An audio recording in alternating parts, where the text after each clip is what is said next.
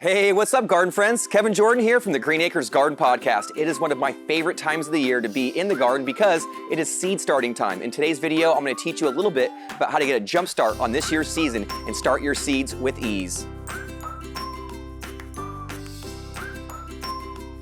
All right, friends. Now, one of the main reasons why I love planting from seed is the choices. The selection cannot be beat. When it comes to planting from seed, there are so many different options. There's many different companies to choose from. There are seed catalogs, but I urge you to get down to your local nurseries and check out their seed racks because it's just fun to walk and shop there. I was looking right here behind me and I got some of my personal favorites to start. The one thing I always say, if you're gonna start seeds for your summer crops, start with your peppers. They tend to take a little longer. So for me, at my own garden, I've got my sweet peppers and hot peppers going. I got the California Wonder bell peppers. They are so crunchy and sweet.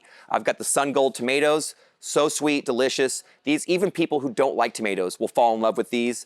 And one that I can eat right now that'll be ready a little bit sooner than these two are my peas. And I love these. These ones are purple and they don't lose their color when you cook them. So before I can get these planted, I'm gonna go grab a few supplies and then head over to my planting station.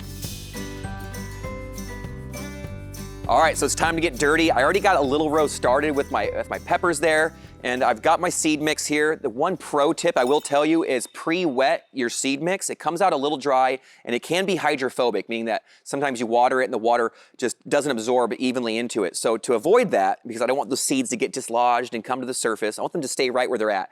I actually use some water, I'll put in my mix, and I actually add some water right into the soil. Now you don't need to make a mud pit like an 8-year-old, like my inner 8-year-old wants to do. Just a little bit of moisture is enough to add some weight to that soil and allow it to maybe absorb water just a little more evenly than it would have. So pre-wet your soil, that's a pro tip.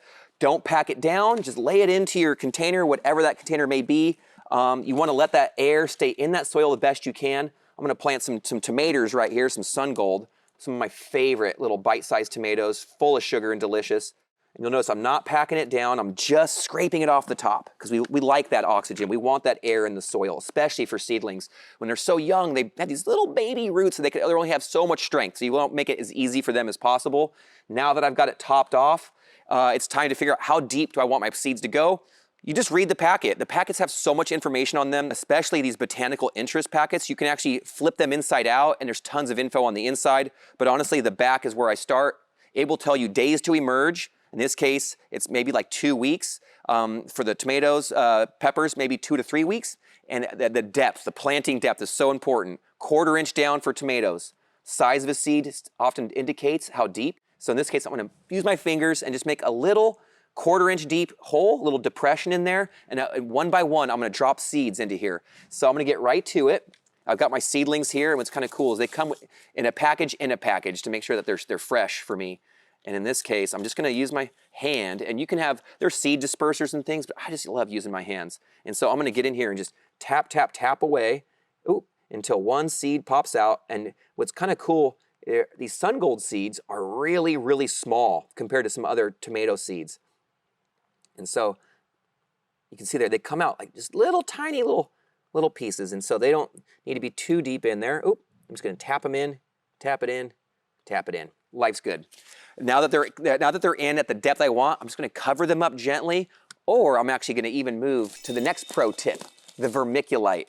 Vermiculite is this great material. It's kind of similar to perlite, and it's light, it's fluffy, it absorbs quite a bit more moisture than perlite, but I'm just gonna put it right on the top and just scrape it off gently. I'm not gonna pack it down, just a nice thin layer. I've seen nurseries that actually, production nurseries use this method. This helps with damping off, which is a condition where there's just fungi and mold spores that have taken over and are attacking that little seedling, inhibiting its roots, its stem growth. They usually flop over, they're sickly, it's not good. Very avoidable though. Use clean containers, a sterile, soilless grow mix here, and then just that vermiculite on top can really help with that as well. So super easy. Once it's in, I'm gonna label these, and of course, you cannot forget to water. Evenly water your seeds. Keep them evenly watered. You don't want to keep them in the tray just soaking in an ocean of water, but keep them evenly moist. That's why this humidity dome, when you do get it fully done and labeled and watered, you're gonna wanna cover that up with your humidity dome, and that'll trap in some of that evaporating moisture.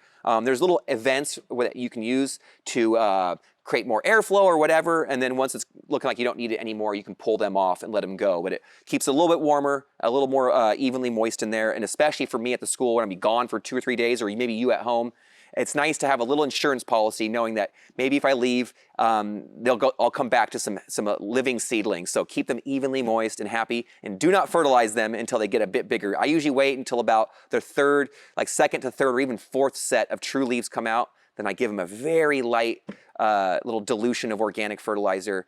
And now it's time to either transplant into a bigger container or put them in the ground. Like these peppers and tomatoes, they are destined for that garden come, mid-April. They're going to be having a fun time out in that garden, and I'll be having a better time eating them and sharing them with family and friends and my students. So I cannot wait. So whatever you choose to grow, whether it's a warm season, cool season plant, I'm telling you, seeds are phenomenal to work with. They're for all growers at every level. People can enjoy the magic of seeds. I'm still dumbfounded every time they sprout up and begin to grow.